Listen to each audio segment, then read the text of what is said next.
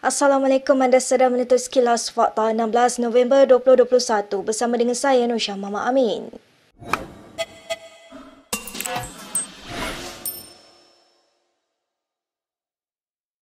Pengerusi UMNO Melaka Abdul Rauf Yusof yakin parti itu mampu mempertahankan 12 kerusi yang dimenangi mereka pada PRU 2018.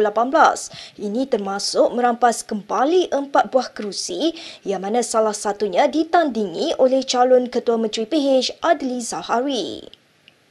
Daripada 13 kerusi, dah kita menjangkakan kita boleh lagi dapat 4 kerusi yang boleh kita tambah bagi memastikan kita dapat membentuk kerajaan yang agak stabil. Itu terserah kepada pengundi.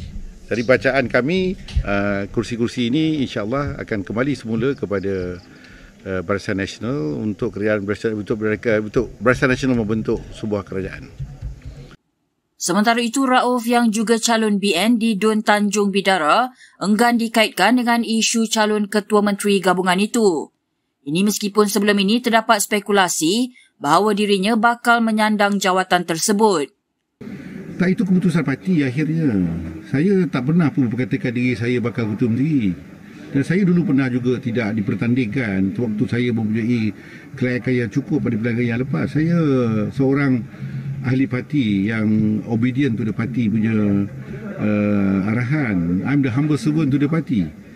And no point by talking about this because I don't think so that one is up to party to decide. Kita kena menang dulu pilihan raya. Parti Gerakan akan mengadakan lawatan ke Kedah untuk bertemu Menteri Besarnya Muhammad Sanusi Mat Noor berhubung isu lesen premis judi. Presiden Gerakan Dominic Lau berkata, kunjungan parti itu dibuat bagi membolehkan mereka memahami isu yang berlaku dan akan dibuat selepas PRN Melaka berakhir. Kita memang jelas dah. Seperti yang katakan, tak ada agama nak menggalakkan judi di negara kita. Yang kita nak pertimbangkan itu ialah negara kita berbilang kaum. Dan hak-hak bukan orang Melayu, agama mesti dihormati juga di perlembagaan. Dan juga yang kita membimbang itu you tak bagi lesen. Yang itu kita kata judi yang secara haram itu akan menjadi besar. Yang ini sampai tahap yang tidak boleh kawal. Kita tak nak ini berlaku di negara kita. Terdahulu, Dominic memberitahu gerakan yang merupakan parti komponen PN tidak diberitahu terlebih dahulu mengenai keputusan yang dibuat kerajaan PAS di Kedah. Ketika ditanya jika keputusan itu akan menjejaskan peluang PN mendapat sokongan di PRN Melaka, Dominic berkata ia merupakan isu berbeza dan tidak boleh dibangkitkan di negeri itu. Sementara itu, Mufti Pulau Pinang Wan Saleh Wan Muhammad Noor menasihatkan Sanusi agar tidak mengeluarkan kenyataan yang boleh mendatangkan kontroversi dengan pemimpin negeri lain. Ini ekoran kenyataannya yang mengaitkan kegiatan perjudian dengan Pulau Pinang yang disifatkan Wan Salim sebagai tidak wajar.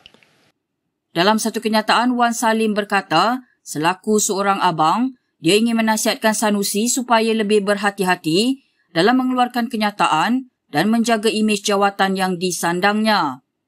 2 hari lalu ketika mengumumkan bahawa Kedah bakal mengharamkan operasi semua kedai nombor ekor, Sanusi menyebut Pulau Pinang sebagai destinasi yang harus dituju bagi mereka yang ingin membeli nombor ekor. Wan Salim menyifatkan kenyataan Sanusi itu sebagai satu penghinaan terhadap pelbagai institusi agama Islam di Pulau Pinang. Katanya walaupun Pulau Pinang diperintah Pakatan Harapan, namun kedudukan agama Islam sebagai agama persekutuan tetap terpelihara dan diberi perhatian sewajarnya oleh kerajaan negeri.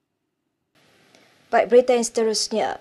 Meskipun Najib Razak telah disabitkan kesalahan di mahkamah, khidmat pengirim polis bagi bekas Perdana Menteri itu akan dikekalkan sehingga proses rayuan tamat. Perkara itu disahkan oleh Ketua Polis Negara Akril Sani Abdullah Sani dalam satu kenyataan media hari ini. Kenyataan Akril itu sebagai mengulas pertikaian beberapa pihak berhubung perkhidmatan keselamatan yang diberikan kepada bekas Perdana Menteri ke-6 itu. Setakat ini, Malaysia mempunyai 4 orang bekas Perdana Menteri yang masih hidup, iaitu Dr. Mahathir Mohamad, Abdullah Ahmad Badawi, Muhyiddin Yassin dan Najib Razak. Bagaimanapun satu-satunya bekas Perdana Menteri yang dijatuhi hukuman atas kesalahan jenayah ialah Najib. Akril Sani berkata, sejak akhir-akhir ini polis mengesan beberapa pihak yang mempertikaikan keistimewaan keselamatan dan pengiring trafik bagi bekas-bekas Perdana Menteri. Menurutnya, khidmat pengiring berkenaan disediakan PDRM berdasarkan kepada peruntukan di bawah Akta Ahli Parlimen Saraan 1980 berhubung keistimewaan bagi bekas Perdana Menteri.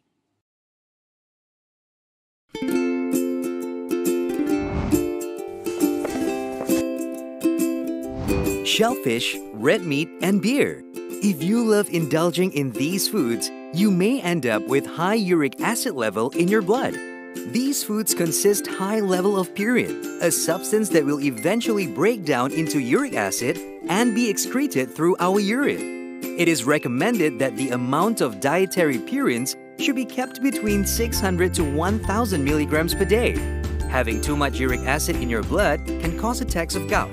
It can also cause kidney stones and blockage in the kidney. The crystallization of the excessive uric acid in your blood can be eased by reducing purine-rich food to only 100 to 150 milligrams daily, maintaining a healthy lifestyle, and consuming urinary alkalinizer like Ural.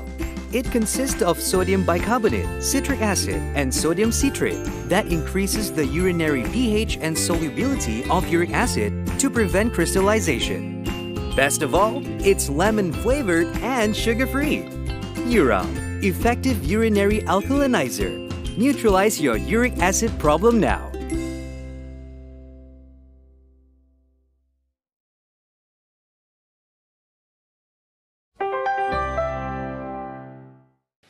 Kita ke perkembangan berikutnya. Perbicaraan kes rasuah Lim Guan Eng berkaitan projek terowong dasar laut di Pulau Pinang kekal dibicarakan di Mahkamah Session Kuala Lumpur. Ini selepas 3 hakim Mahkamah Rayuan sebulat suara menolak rayuan bekas Menteri Kewangan itu supaya kesnya dipindahkan ke Mahkamah Tinggi Kuala Lumpur. Lim mengemukakan rayuan terhadap keputusan Mahkamah Tinggi pada 12 Julai yang menolak permohonannya untuk memindahkan kes rasuah itu ke Mahkamah Tinggi sebelum mengemukakan rayuan kepada Mahkamah Rayuan. Peguam Lim Haijan Omar berkata, pihaknya akan menunggu arahan selanjutnya sama ada untuk membuat rayuan atau tidak berhubung keputusan Mahkamah Rayuan hari ini. Terdahulu Lim memohon agar kes itu dipindahkan ke Mahkamah Tinggi supaya sekiranya terdapat rayuan, ia boleh dibawa sehingga ke Mahkamah Persekutuan. Lim mendakwa Mahkamah Tinggi adalah tempat yang sesuai untuk membicarakan kes rasuahnya kerana ia melibatkan beberapa isu undang-undang. Bekas Ketua Menteri Pulau Pinang itu berdepan 4 pertuduhan membabitkan pembinaan terowong dasar laut dan projek pembinaan jalan utama di Pulau Pinang bernilai 6.3 bilion ringgit.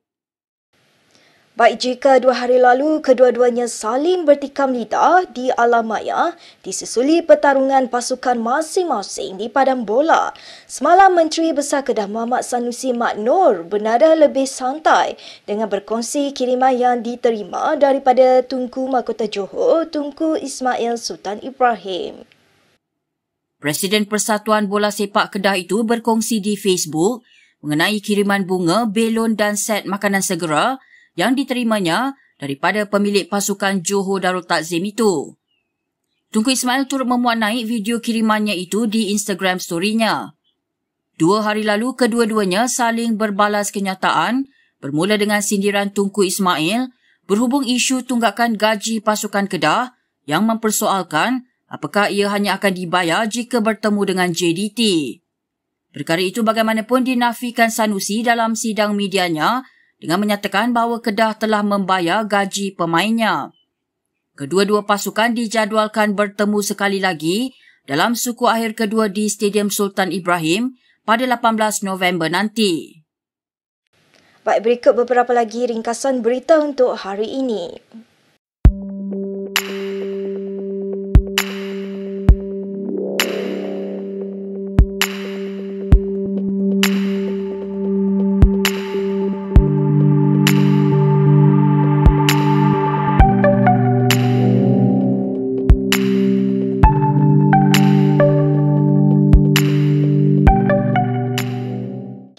Sekian sahaja daripada saya Nur Syah Muhammad Amin untuk sekilas fakta. Untuk lebih banyak berita, anda boleh melayari kinitv.com. Anda juga boleh mengikuti kami di Instagram, Twitter, YouTube dan Facebook. Salam hormat dan jumpa lagi.